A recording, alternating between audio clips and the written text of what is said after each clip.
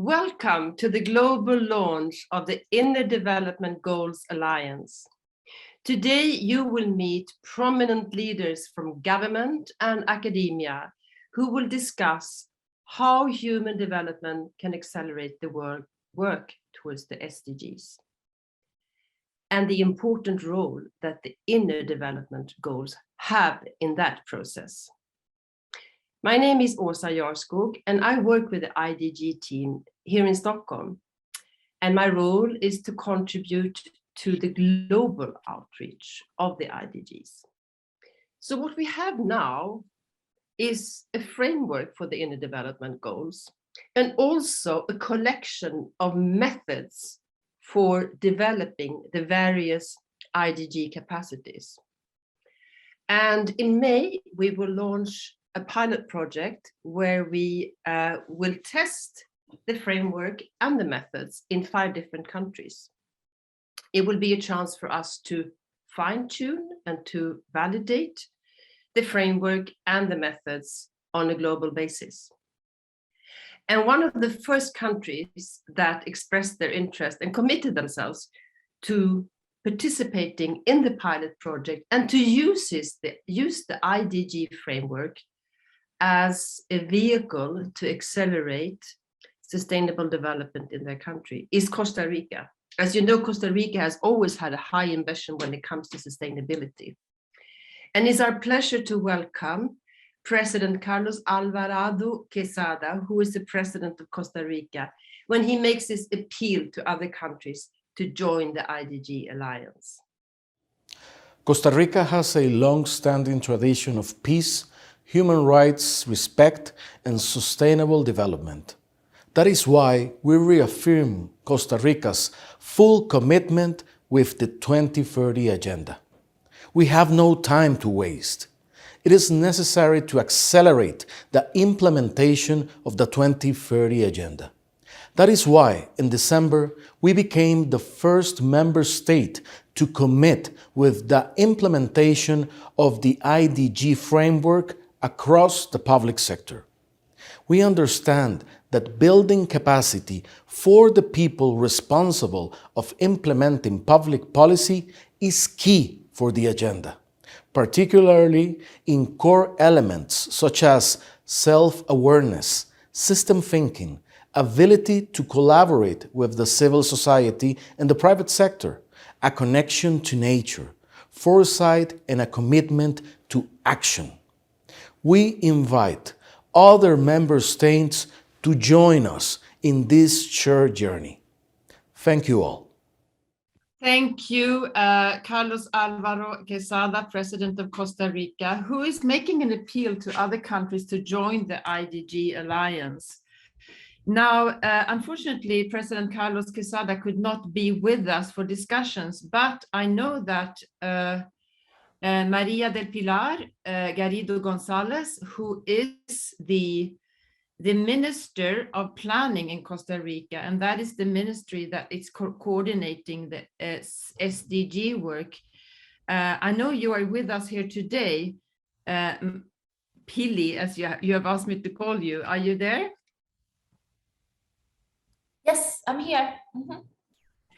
So could you tell us a little bit more why you decided to embark on this journey, working with human capacities to reach the SDGs more effectively, and what do you expect from the pilot project? Of course. First of all, good morning from Costa Rica. I hope you're all very well today. And let me tell you a little bit that Costa Rica was in 2016 the first country that has signed a pact in order to accelerate the implementation of SDGs. It was a multi-stakeholder pact.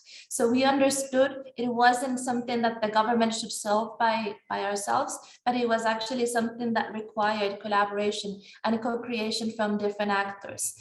So we have civil society, academia, faith-based organizations. We have the 3 powers of the republic. We have everyone on board actually, and the United Nations system. And from that moment on, we had a continuing to strengthen the possibility to implement better the Agenda 2030. But we have made very significant progress, and then the pandemic came. And so we actually could reverse deforestation, and we made significant progress, for example, in terms of reducing multidimensional poverty, even during the pandemic. And also, so we decided to protect last year more of our ocean. Costa Rica is bigger, 10 times bigger in the ocean than in actually our inland territory. So, and we know we are going to protect around 2,000 species more by doing that. But we also know we have some challenges in terms of inequality and also education linked to inequality, and particularly in employment linked to us women. That we are not participating as much as we could in formal labor markets. So why do I tell you all of this? Because we understand that, but even particularly in this very challenging times after the pandemic, that we actually needed to invest more on accelerating SDGs. And the only way to accelerate SDGs is by acknowledging that institutions are the people who work in them. It's humans who actually do all the public policy, and it's the private sector, and it is humans in there too. And it is this sounds very obvious, but when we acknowledge that we have people actually doing all of this work and public policy and leading institutions and also implementing the right actions in order to tackle all these structural inequalities that we have and challenges and gaps that we have.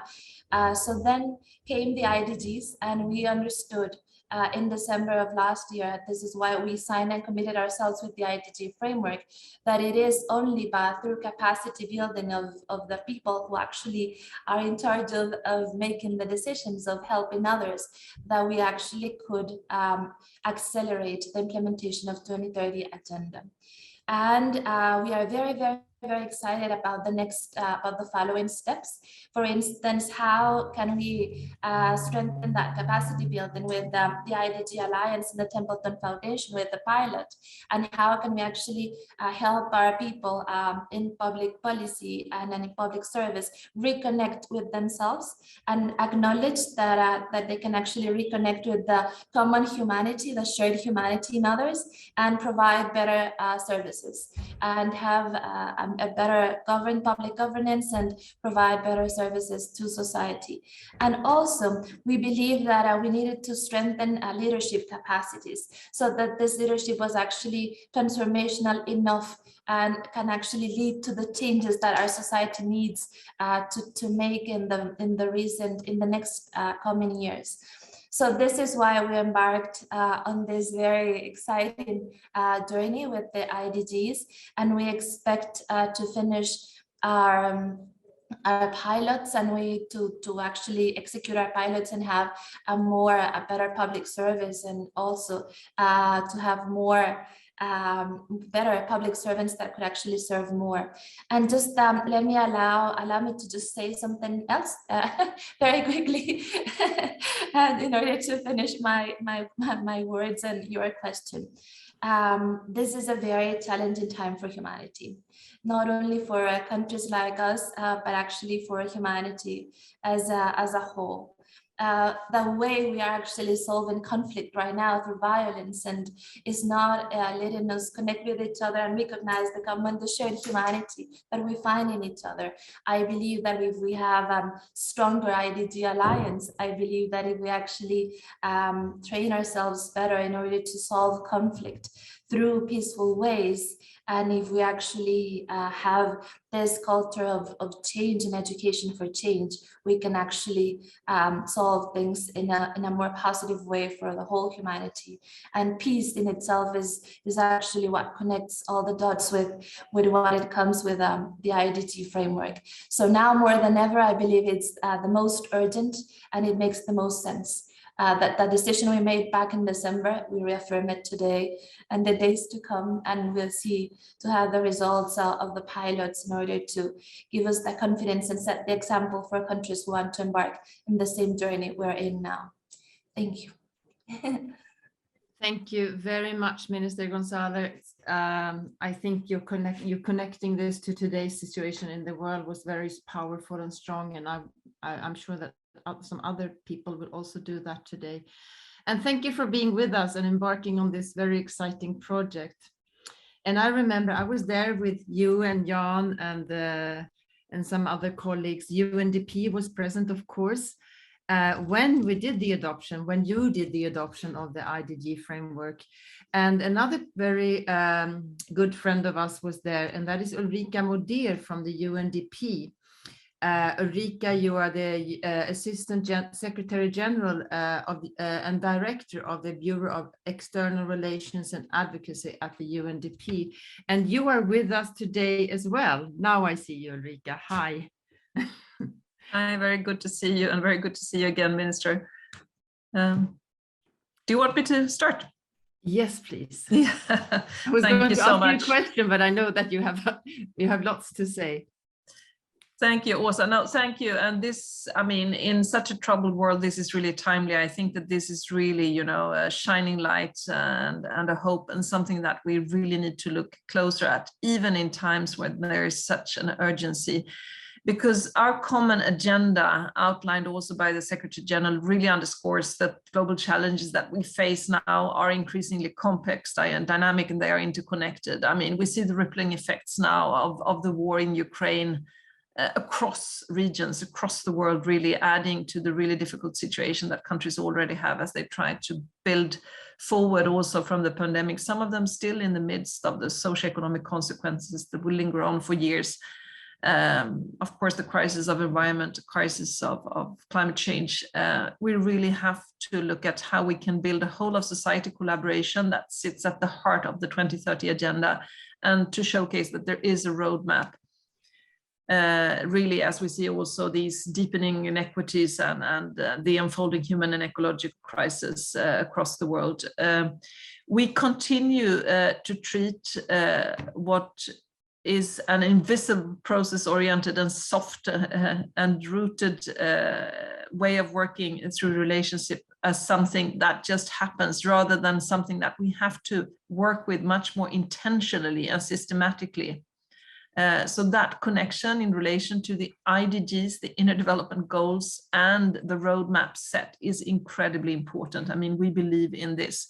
So over the past 2 years, instigated in part by the disruption also of COVID-19, UNDP embarked on a learning journey. And I've shared this before, in awareness based on system change.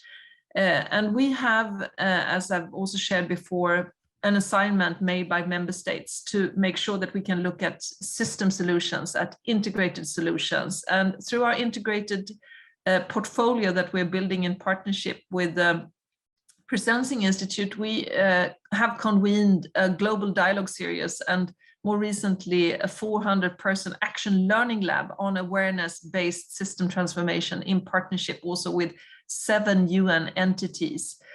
I believe that this marks a radical shift from traditional ways of working, the traditional ethos of many development spaces.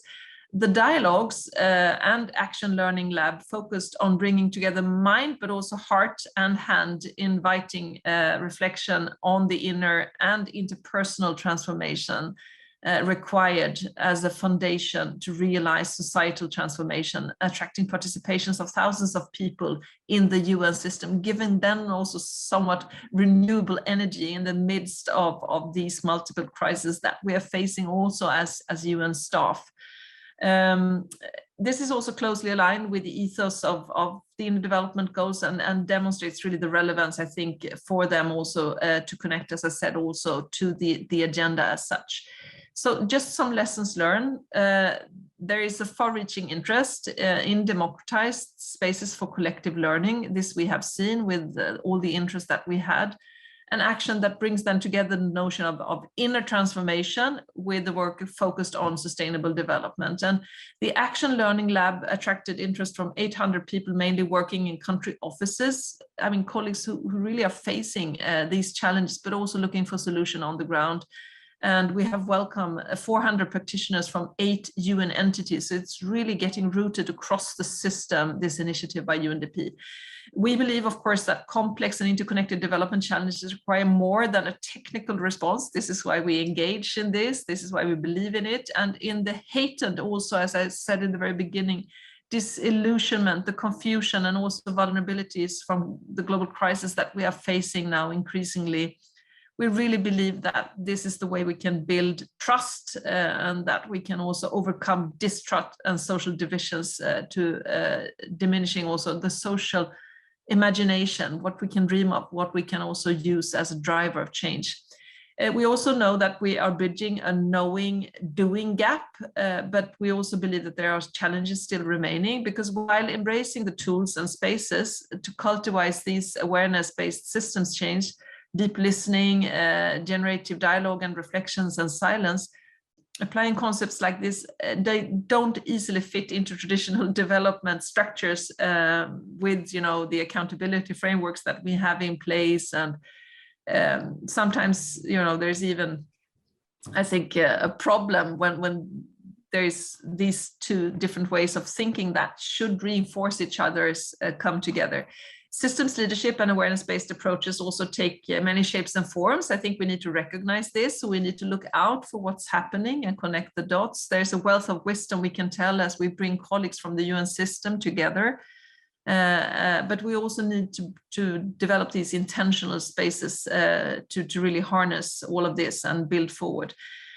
Just some few comments also on the next steps. I'm really delighted also to be able to share with you that we are creating an awareness-based systems leadership and a certificate program at UNDP, currently open to our leaders in country, but also expanding to all staff, because leadership means a lot, but we also believe that leadership is to be found, as we know, among our youngest staff, among the newcomers, but also colleagues working in so many different fields, not only the official leaders. Everyone can be a leader in this.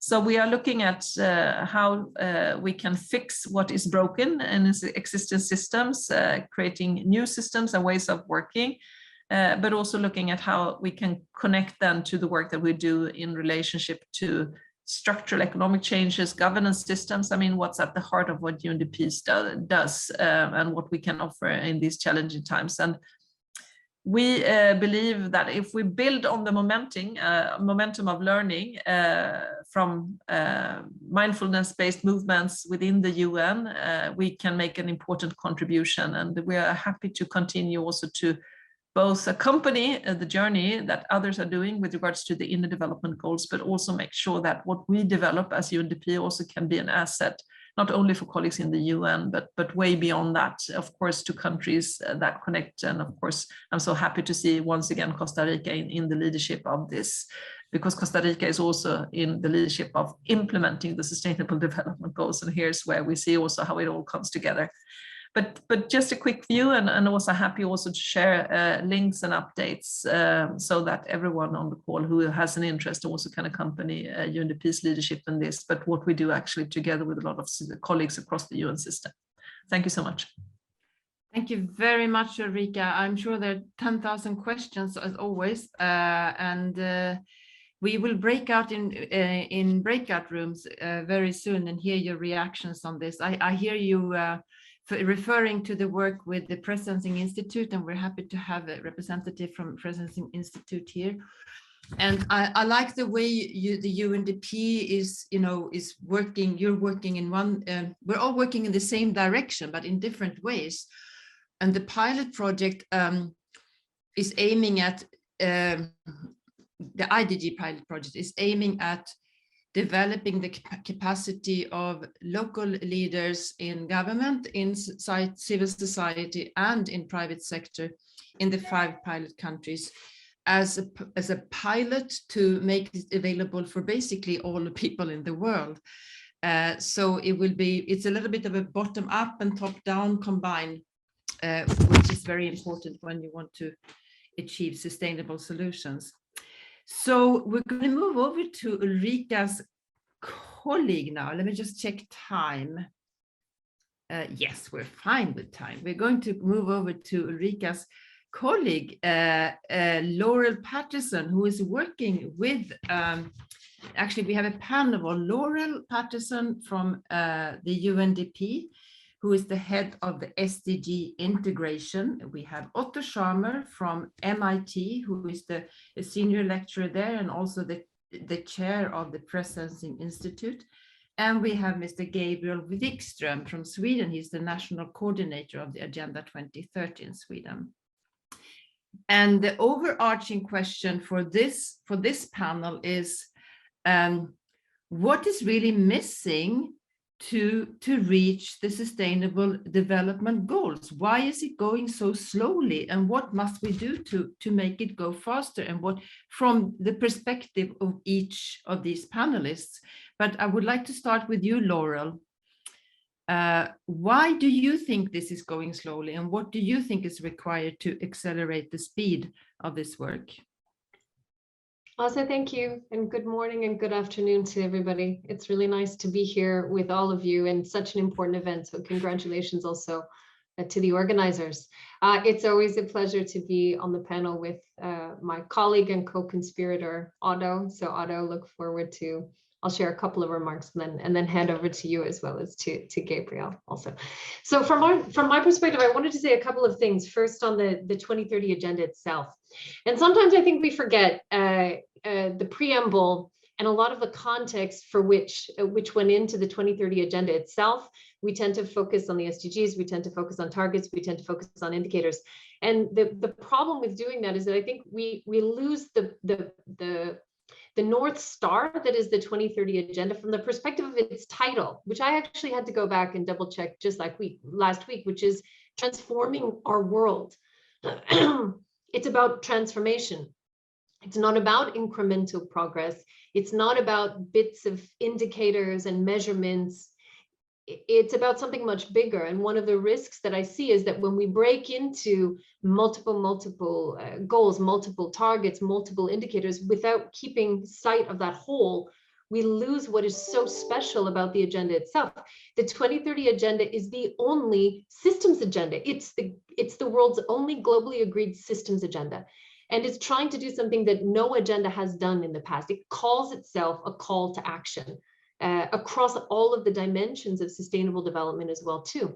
And the thing that we often say is we say the agenda is universal. Yeah, the agenda is interdependent. It is. But within that, two things I wanted to put the focus on for this discussion is that there are co-benefits. So we aren't trying to achieve everything everywhere. We are looking for those acupuncture points, those leverage points that can have impact across broader areas of the agenda. But second, there's trade-offs. And I think this is something that in the past we're less comfortable with articulating as clearly. You cannot lead an agenda based on economic growth, which is also driving social equity and protecting the environment. There are very difficult conversations and choices that have to be made in the agenda. So to be able to do that well, to be able to create the opportunities for transformation in the way that the agenda wants, it asks something different of us as people, as activists, as scholars, as those of us in the development system, and all of the different ways in which we're contributing. What's been really important to us, and Ulrika mentioned some of this in the work that we've done with Presencing Institute on awareness-based systems change and leadership, has been our focus on creating the spaces.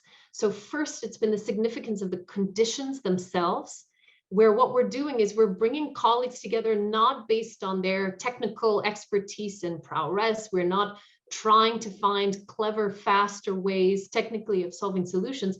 We're trying to create spaces in the UN system for people to come together as individuals, as humans, in the fullness of their experience, which may or may not have anything to do with their job title. And that may seem obvious and maybe run of the mill for many of you, but it's not in the way that the UN system works. We put the primacy on relationships. We put the primacy on building trust. We put the primacy on creating a shared awareness of ourselves, of each other, of the systems in which we're operating. And we held the space to ask ourselves difficult questions. Not do we all agree with the commitment of the agenda to leave no one behind? We do. Are we aware of the systems in which we all operate, some of which are designed to leave people behind. What does that mean for us to our work? What does that mean for us as a collective? And what has been so exciting and so powerful in what we've been able to do so far, first of all, we opened it up to everybody in the UN system. So we did not choose leaders based on a certain job title or so on. We opened it up to everyone. And then we waited to see what would happen. Maybe no one would come.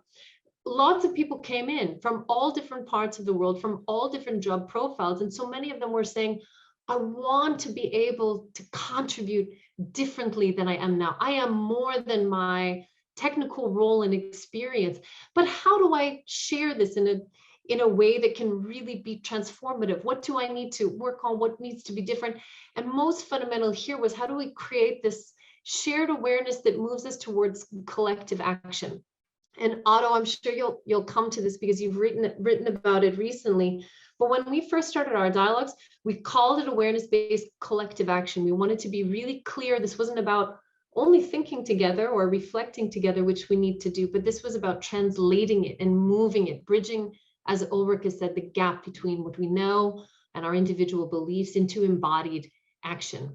So we've taken this forward in a couple of different ways, as Ulrika has mentioned, and what we're in the process of doing right now is really deepening it with our country offices, with our country teams, and with their partners.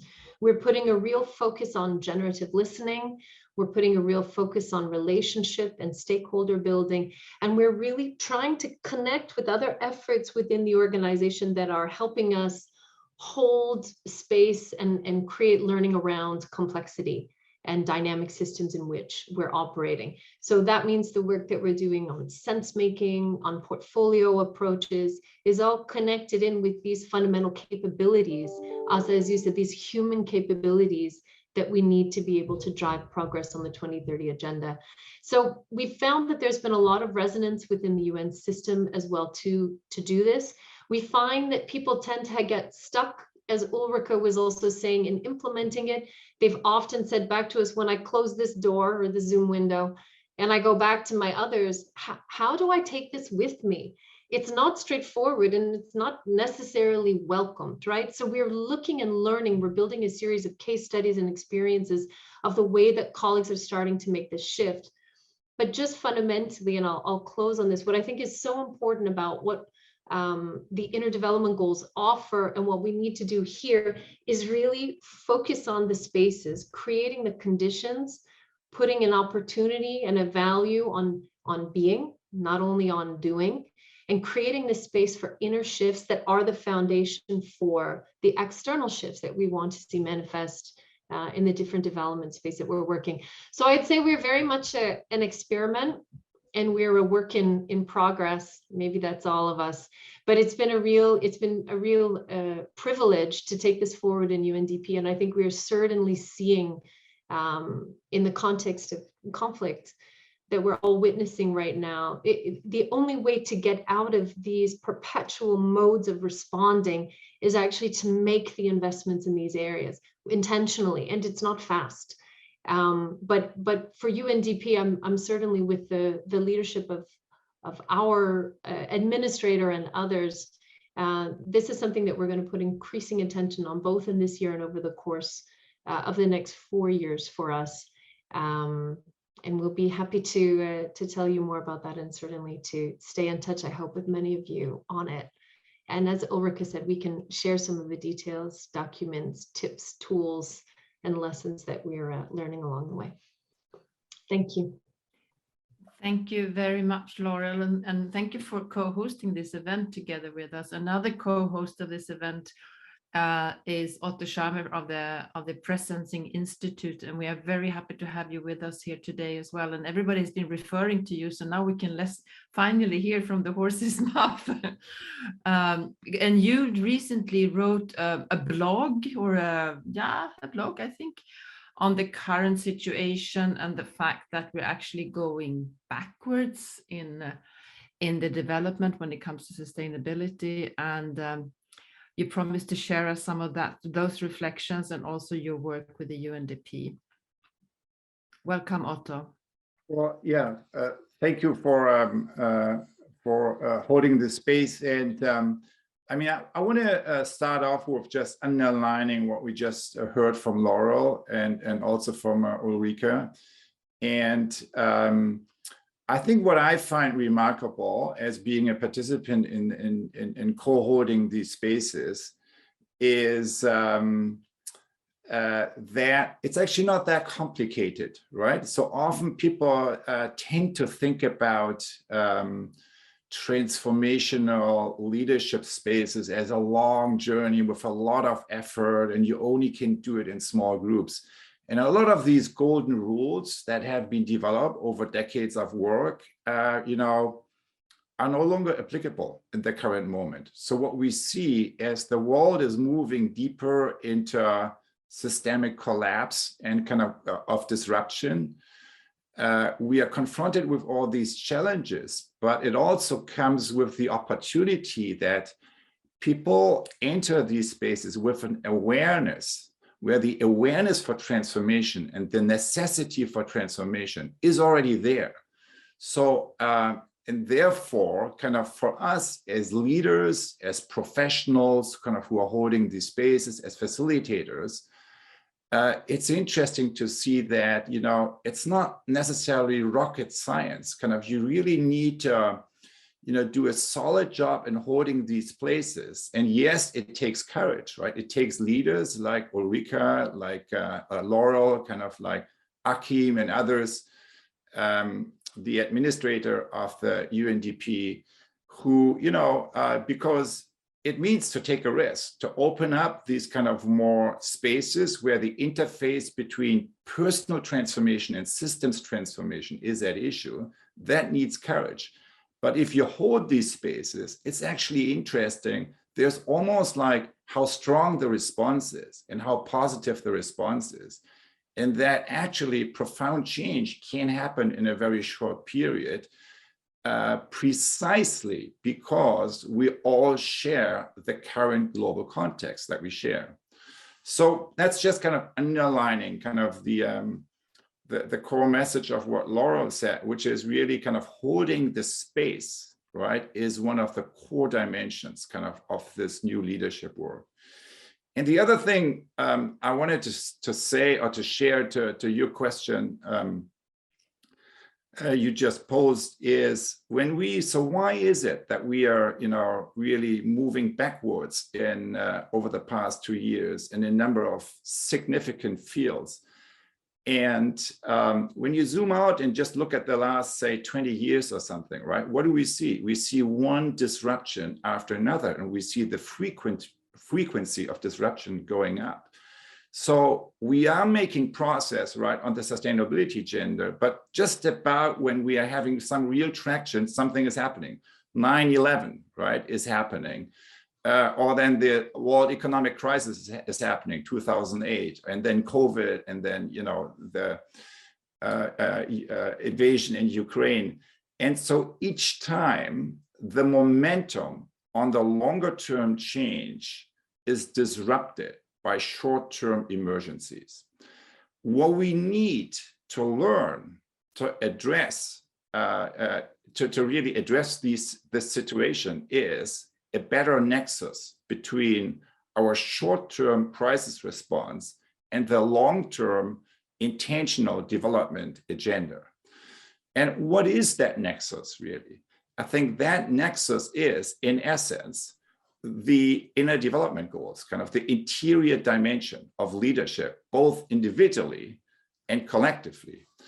And when you look at how we as a global community responded to the significant disruptions that we have been experiencing, not just the past few weeks and months, but really past 2 decades, what struck me is really a very simple observation, which is whenever we as leaders face disruption and we as human beings, we have a choice.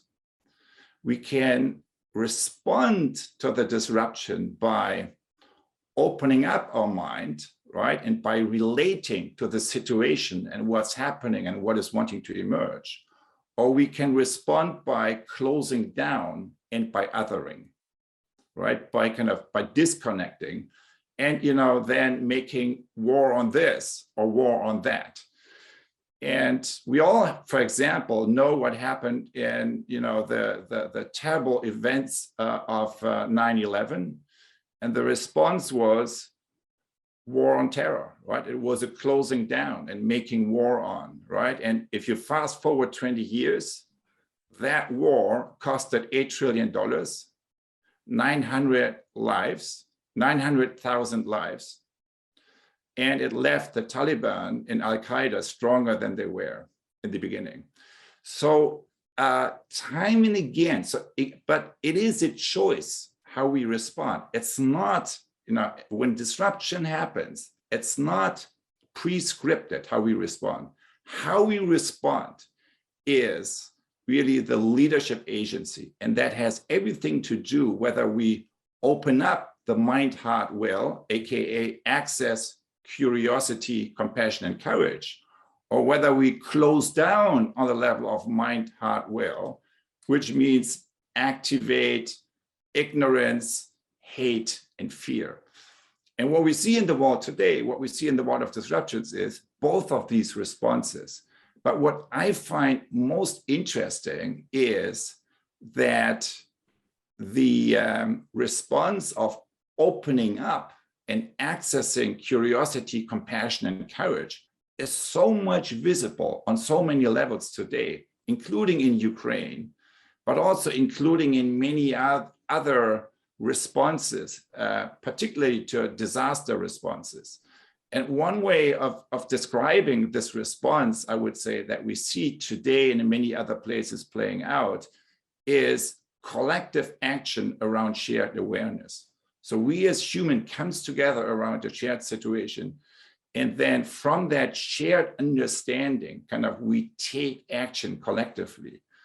And this kind of collective action from shared awareness, you know, the acronym would be CASA, right? Which of course in Latin languages means house or home. I think the occurrence of this way of operating, particularly on local levels, but also more and more on international levels, for example, the Paris Agreement or the SDGs, are a perfect example of that kind of leadership. Collective action from shared awareness. And a lot of work went into that. And what we know is that, for example, the Paris Agreement would not have happened without that interior dimension. As Christiana Figueres recently also shared kind of in an interview, right? The interior dimension of leadership is really at the root of addressing the profound challenges in terms of disruption, but also in terms of achieving the SDGs that we are facing today. Thank you very much, Otto. And I think that big challenge of keeping the eyes on the horizon and at the same time deal with the everyday crisis, I think that's something that everybody can relate to, everybody in the whole world. I mean, the farmer in Africa that's saving for a cow and still the child is sick, and it's something that everybody can relate to. And what the IDGs are trying to do is to really make these capacities simple and accessible to everyone so that the whole humanity can benefit from the IDG framework. Thank you, Otto. And the last person of this panel is Mr. Gabriel Wikström, who is working on a day-to-day basis with coordinating and implementing the Agenda 2030 in Sweden. And you have promised to share some of your experiences from that work and some of the challenges also. Welcome, Gabriel. Well, thank you very much. Thank you for having me. And firstly, I would like to echo what Laurel said in the beginning of her intervention about the SDGs and how they relate to the agenda, because I totally agree with you that we are focusing too much on the SDGs, on the 17 SDGs. And it has been like a sport for many businesses and governments and civil society organizations and so on to say, well, we are working primarily with SDG number 3, or we are working primarily with SDG number 12, instead of looking to what the agenda wish to achieve about the transformation. And I think that this should really be, the SDGs are really, well, they are the measurement. And it is the transformation, the societal transformation, that is the most important thing. But also, of course, the most difficult thing to achieve. And because it's so hard to relate to for many people, not at least many leaders, political leaders, business leaders, and so on. And to create this transformation, I would also like to underline the things that Otto said, that this is all about leadership, really, because the transformation, we don't really know how it looks like, we don't know where we are heading to, and this should be a time for visions, to positive visions, where we could point out to people how a sustainable society would look like.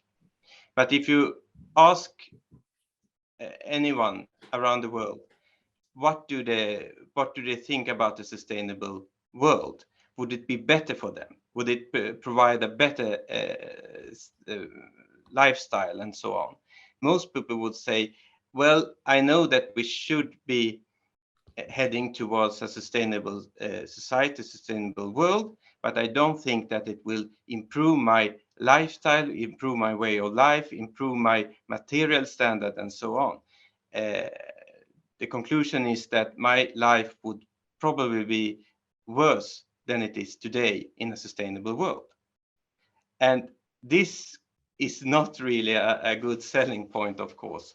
So we need to have a positive vision of the sustainable world. We can't only point to the melting ices and forest fires and so on, and say that everything is going to be worse without creating sustainability. We need to see that the world will actually be better than the world we have today, and it will be better for everyone.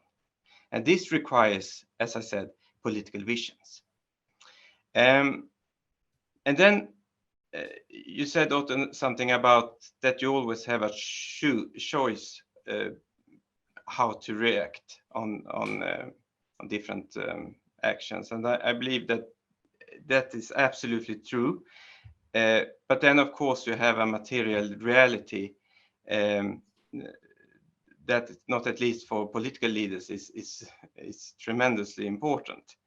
And I think that the one thing that is really the biggest obstacle to achieve the agenda is the inequality and the rising gaps, not only between countries but especially between groups within the industrialized world, because those gaps has really been not only widening, but they have created political tensions, and they have created a mistrust in the political system for decades now.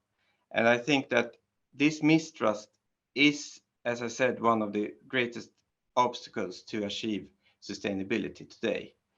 And this is, of course, a great restraint on political leadership, because politicians are afraid of the electorate, and they're afraid of losing elections, and so on. And this is where courage, as you mentioned, really fits into the picture. We need leaders that are willing to risk everything, to risk their career, to risk the prosperity of continuing ruling their countries, or continuing influencing the political agenda in order to make a difference. And I see very few political leaders today that are willing to take that risk. I see the last weeks, I have only seen one actually, and that is President Zelensky. And you could always say that this is an acute crisis for his country and he has to act, but he too had a choice. And I believe that most politicians in his position would have taken the ride that the Americans offered him and said that, well, now I take my government out of the country in security and I lead the war and the resistance from a secure location. That would have been the safe way, that would have been the common way of response. But instead he said that, well, I risk everything. I risk my lives, I risk my family to stay in Ukraine and lead the effort from here, lead my people. And it was when not only the Ukrainians, but the rest of the world saw that he was willing to risk everything, that they started to listen to him. And I don't think, and if you think about it, to achieve a sustainable world, it doesn't require that you risk your life. It only requires that you risk your career and that you risk your ability to influence the agenda. But people need to see that you as a leader are prepared to risk anything. And today, people don't see that their leaders are prepared to risk the things that matters the most to themselves. So that are some of the reasons why I believe that we still have a long way to go before we can achieve the agenda and the SDGs. Thank you very much, Gabriel, for those wise words. A lot of things to discuss here in the breakout rooms, I think, a lot of inspiration for us all. Before we break into group discussions, I want to ask you, is it really possible for human beings who are no longer children to learn all these things? Isn't these the things we learn when we're children, when our parents teach us our values and so on? How can we take a world of today and make it into a better world? Is it really possible to change all these people? If there's anybody who could answer this question, I think is the world's greatest expert on adult education, Bob Keegan, who is professor of adult learning at the Harvard Graduate School of Education, also one of the IDG scientific advisors. Bob, is this really possible now? Thank you, Asa. And it's a privilege to have a chance to talk with all of you, my fellow citizens of our troubled and beautiful world. And it is true that I have spent a lifetime kind of working in the whole area of interior development. And if you have the patience and the energy for one more person speaking to you for a bit before we break out, I would like to just share a little bit with you some of my thoughts as to why I have committed myself to joining you, and not just today, but for the last several years and for several years to come in this IDG initiative, and why I salute Costa Rica and every one of you on this call and the communities that you represent for being in the vanguard of this initiative. And I want to talk about kind of a big idea that hangs over all of this. And it has to do with one of the big challenges that we human beings have consistently faced. And it has to do with the fact that there are always these big time lags between the knowledge we create and our abilities to actually deploy that knowledge.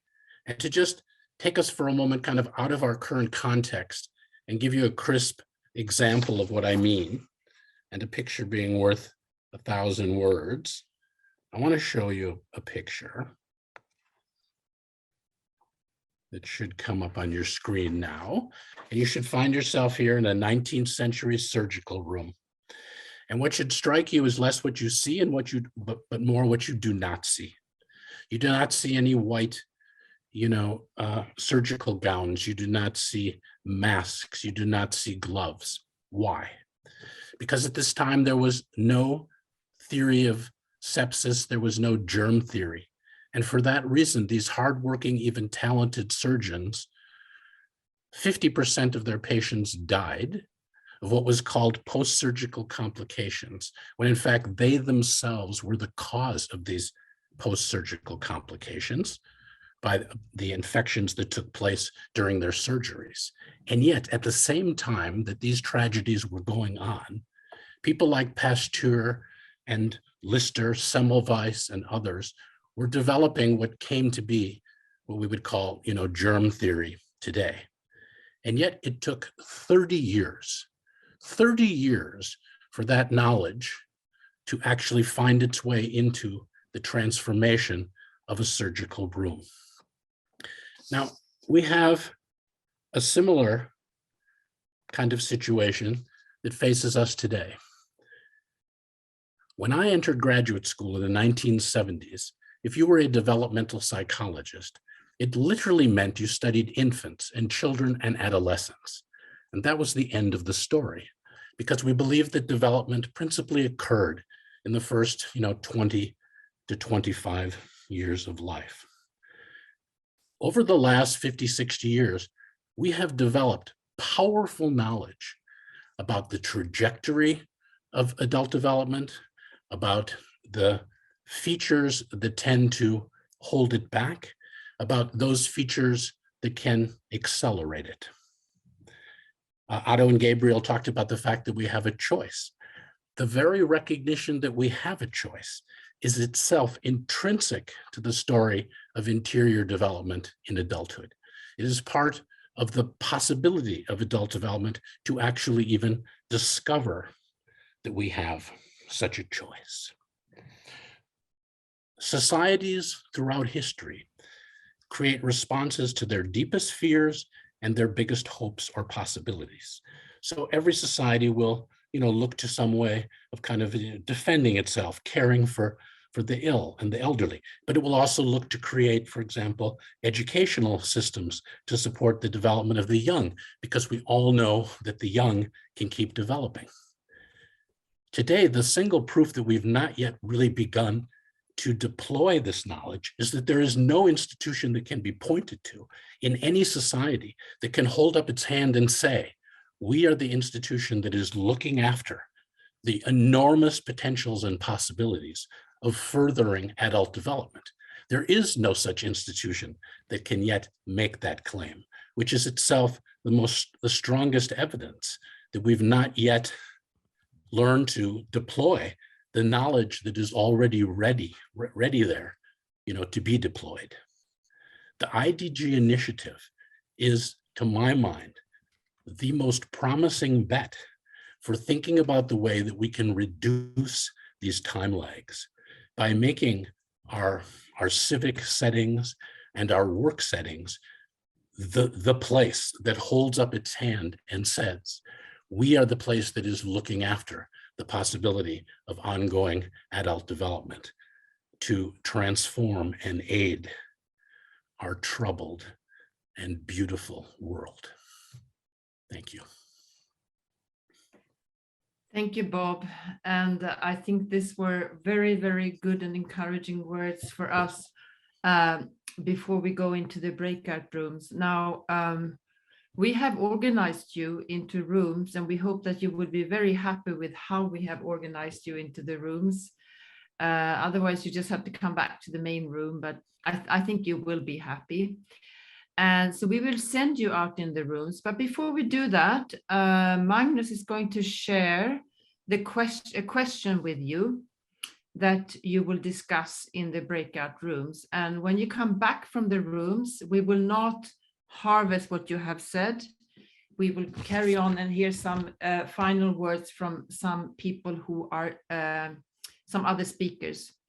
So the question we would like you to discuss in the rooms is, how can human development in general and inner development goals in particular help accelerate the work towards the sustainable development goals in your country, and or in your institution?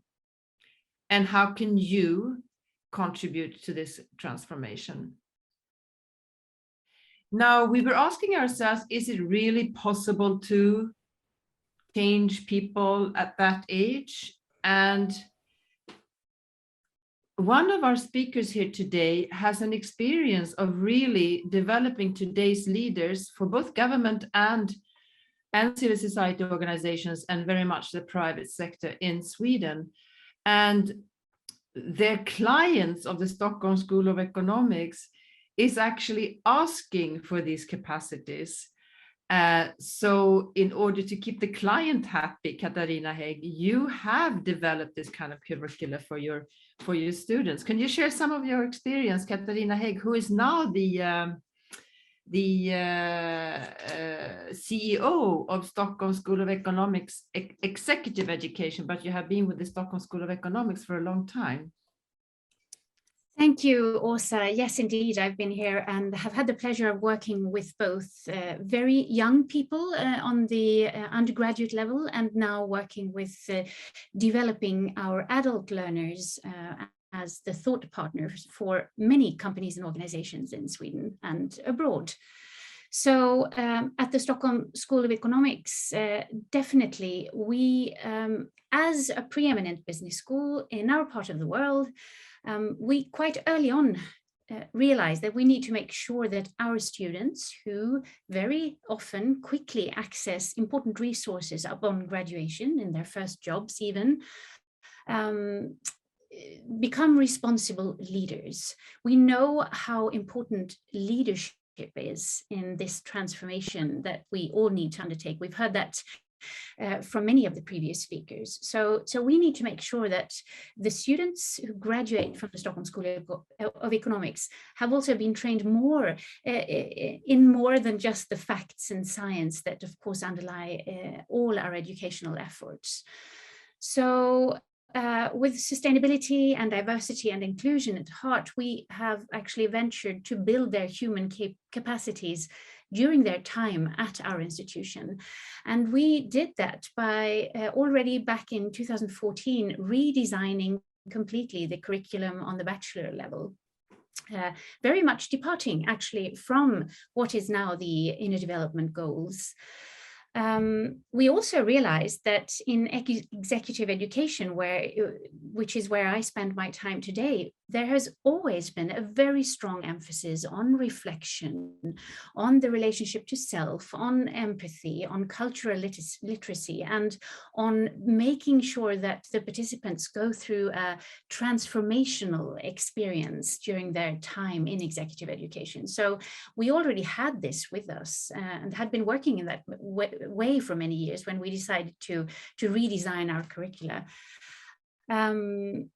So we built actually a new educational mission for ourselves, and which integrates the IDGs. We have framed that educational mission as FREE, which is another acronym which works well inside our institution, but it has become a sort of a mantra for us to make sure that everything we do, when we design a new program, when we recruit new faculty, when we put together a new group session, when we make cases, when we invite guest speakers, that it is compatible with this educational mission, which strives to always think about empathy, building the empathetic capacities with our students, make sure that they learn cultural literacy, that they reflect, that they become self-aware.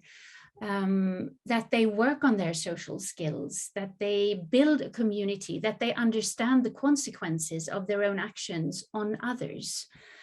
And this mission really does guide our activities, and the way we do it, that is a little bit interesting as well. I think for most of you representing Anglo-Saxon communities and institutions, it is self-evident that you would use and integrate sports and arts, literature, music, in the Nordic setting, which has had for many hundred years a very utilitarian and functional view on higher education. This is different and it's new.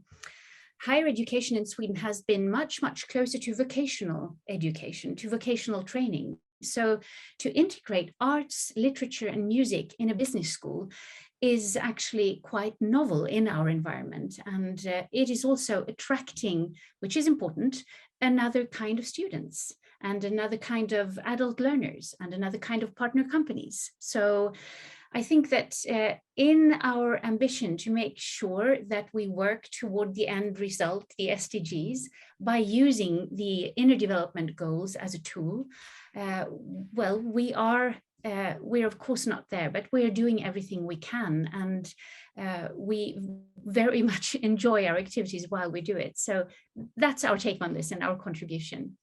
Thank you, Åsa. Thank you very much, Katarina, for sharing that with us. Now, before we close, we have mentioned to you the pilot project of piloting the IDG capacity development program in 5 countries. And of course, Costa Rica was the first country to sign up for that. And a number of countries have approached us to participate in the program. And our aim is to get a variety of countries representing different parts of the world, different continents, different contexts, different challenges. Of course, we would need many more countries than 5 to get the real diversity, but one has to start somewhere.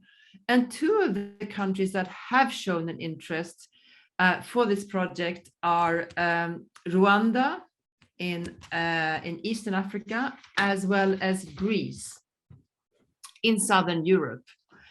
And with us today, we have Her Excellency Dr. Claudine Uwera, who is the Minister of State in charge of economic planning in Rwanda, as well as Dr. Domna Michailidou, who is the Deputy Minister of Labor and Social Affairs in Greece.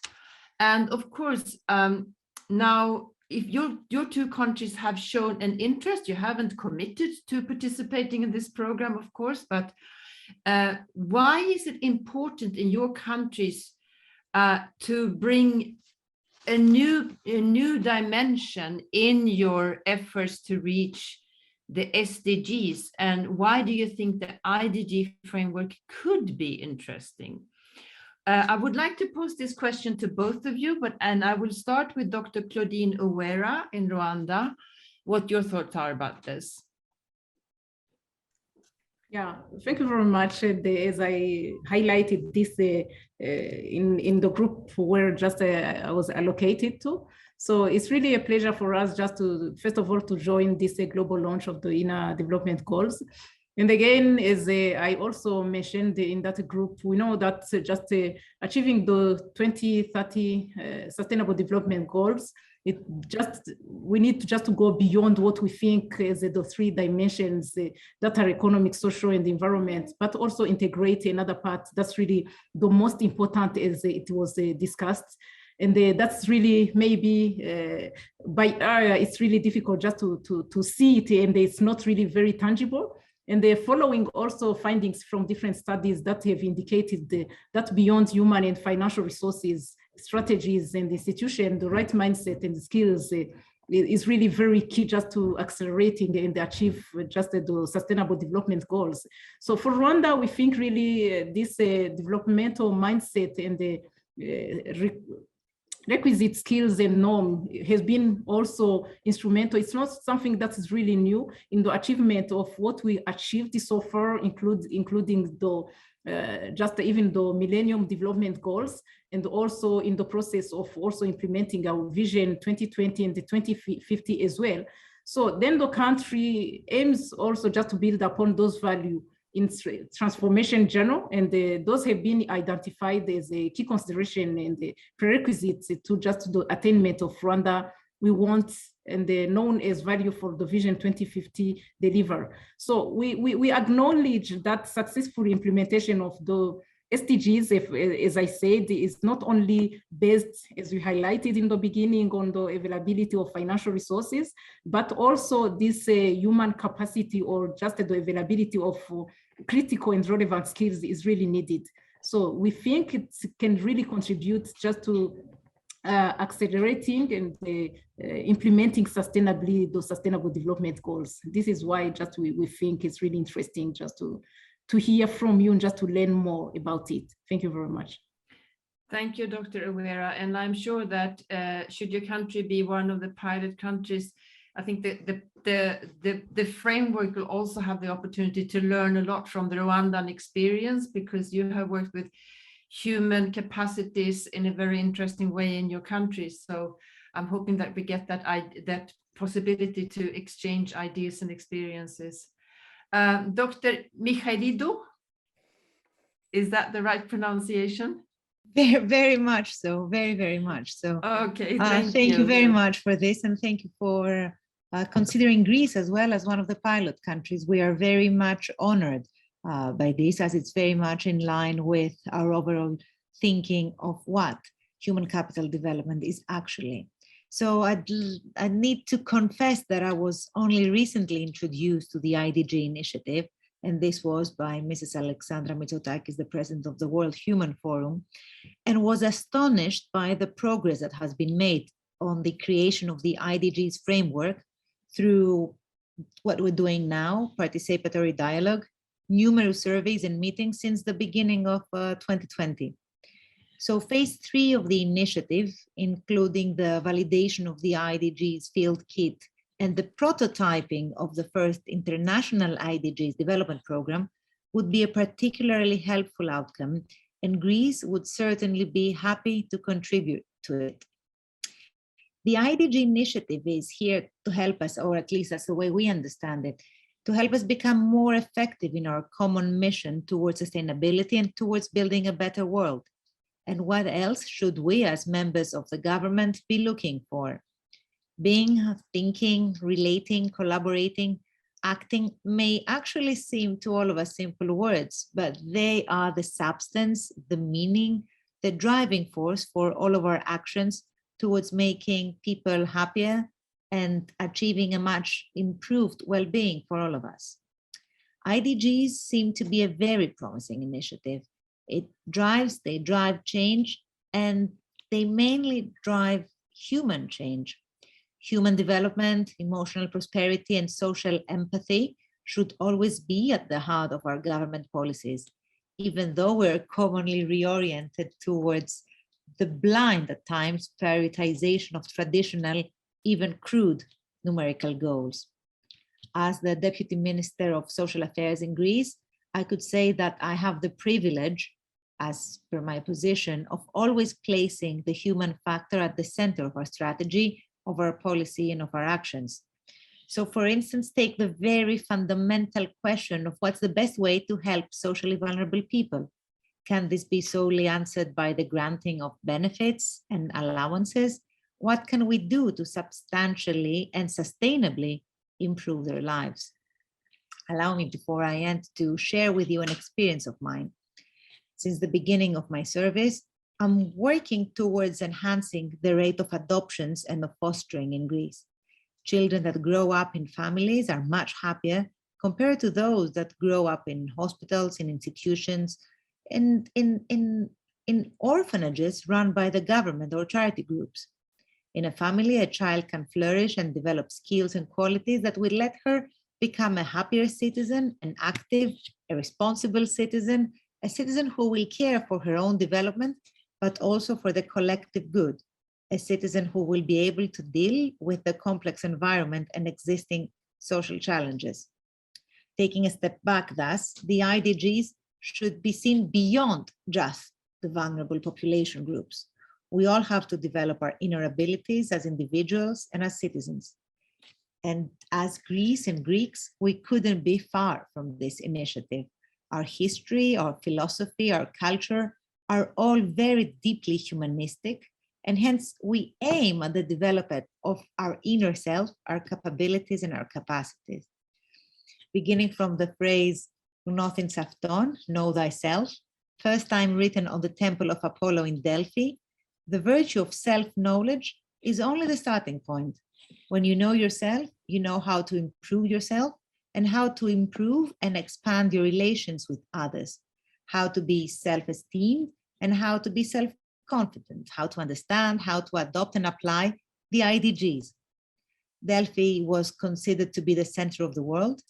Delphi can again become a global reference point where the innovative forces of our planet may gather together and seek for solutions.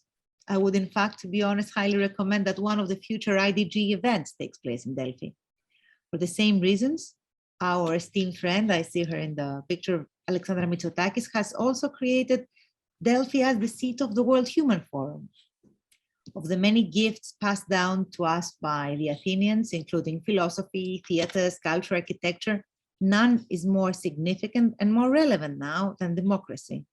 In the Agora, all citizens could gather and discuss, vote, and decide on the common good. And nowadays, only empowered, committed, responsible citizens operating in democratic societies can work towards sustainability. Let us thus all continue working towards increasing citizen participation, diversity, and inclusiveness, the cornerstones of what we perceive to be the IDG initiative. Thank you very much. Thank you very, very much for those very, very inspiring final words, actually.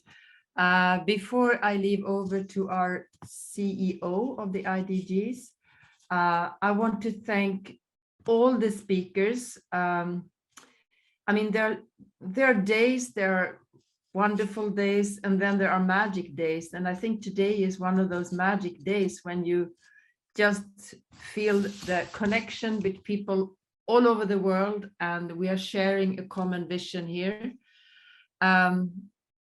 We all want to achieve the Sustainable Development Goals. We all want the world to survive and thrive in all aspects, and we all want to add that extra jigsaw puzzle that is required in order to reach that.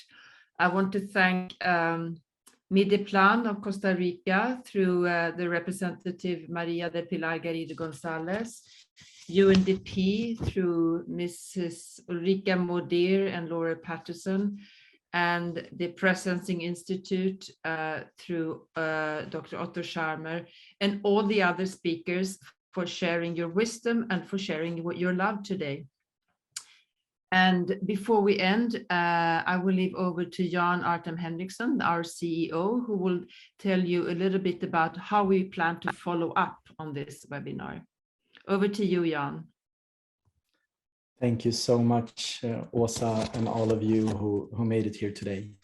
Just two final notes or remarks. Having an origin from Ukraine and having family and until recently many of our colleagues in the IDG team in Ukraine, when we think about leadership and when leadership fails or when conflict arises, many times we attribute that to lack of goodwill or motivation. But what the IDG framework has helped me realize, and many of the thought leaders and scientists that we're collaborating with, is that many times it's actually a lack of skills. And the most dangerous leaders we have today are those who are well developed in their cognitive skills, but maybe underdeveloped in their emotional, relating, and being capabilities. And if we can develop more leaders around the world, but also choose more wisely the most senior leaders with the skills that are needed to collaborate and act on the greater good to achieve the Sustainable Development Goals, I think there can be a true transformation, and this is ongoing. And I really want to invite you to co-create with us, because we are a non-for-profit and open source initiative that has its origin in Sweden, and Swedes are really, really good at collaborating and trying to reach consensus. So we're asking the world to do it the Swedish way and co-create with us, co-create the frameworks, co-create the methods, and co-create the prototypes. So please join the IDG global capacity building programs with your governments, with your institutions, and public and private sector. And please join our first ever IDG Summit on the 29th of April, where we gather in the Stockholm Concert Hall with 1,000 plus people physically. This is the place where the Nobel Prize ceremony is being held, or the award ceremony, I should say. And we will have more than 40 nodes and hubs around the world who are broadcasting and working with different digital streams and bringing in their wisdom and their knowledge and co-creating around this. You will get a free VIP code so you can join for free. Please invite the people you think are most key in your countries, institutions, and organizations, and let's do this together. Thank you.